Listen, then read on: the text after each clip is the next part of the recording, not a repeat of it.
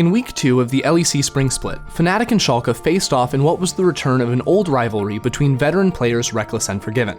Fnatic started on the back foot, but quickly recovered and jumped to a commanding gold lead at 6 minutes and 30 seconds.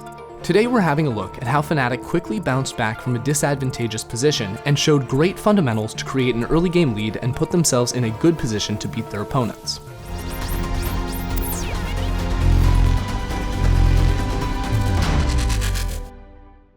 Given the lane matchups and the jungle matchup coming from both compositions, it's expected for Schalke to have control over the map in the early game. Senna and Braum will have an easy time pushing and gaining priority at level 1, as Piercing Darkness can be used as wave clear and poke at the same time. In mid lane, Nemesis needs to play back on Cassiopeia, as LeBlanc can easily set up with Jarvan for a kill. And Jarvan is favored over Gragas in the early game. He wins every extended trade, so he wants to leverage his lane priority and be proactive in the windows that he's substantially stronger than his counterpart, either by ganking or invading. From level 1, Fnatic set up defensively, with a ward to potentially spot a late invade on the top side and set position close to mid lane in case a level 1 fight broke out. Selfmade wants to avoid dueling Gilius, so he does blue into Wolves and then Krugs to make sure that he's level 3 in case he runs into him at his topside jungle. Just before the 3-minute mark, Schalke try to set up a gank mid. This causes Nemesis to instantly blow his flash, making the 2v2 mid jungle even more unfavorable for Fnatic. Gilius then moves into the enemy jungle to take the enemy Raptors. Nemesis moves to try and contest with Selfmade, who is clearing the red buff, and body slams over to secure it with Smite, but he comes in too late. This is a huge misplay. Not only does Selfmade dash in too late to contest the Raptors, but he also gives away the information as Schalke sees he doesn't have a red buff. With a big wave in mid lane about to crash onto Fnatic's turret, top lane being able to move first for Schalke and a losing jungle matchup, Fnatic give up the red. Selfmade is forced to move to the bottom side of the map. At this point, Fnatic are in a pretty rough spot.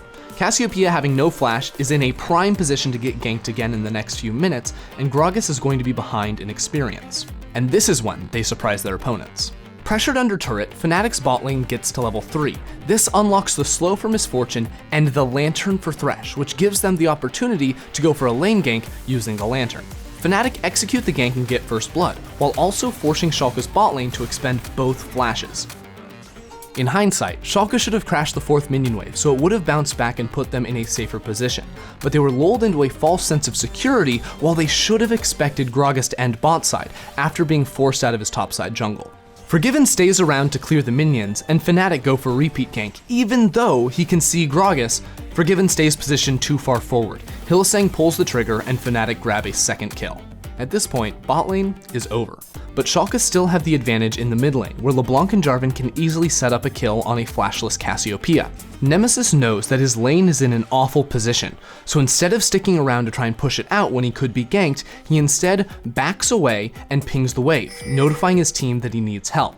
So even though Abbedagge cleverly sets up a freeze and Gilius moves into the bush, there's no gank to be had.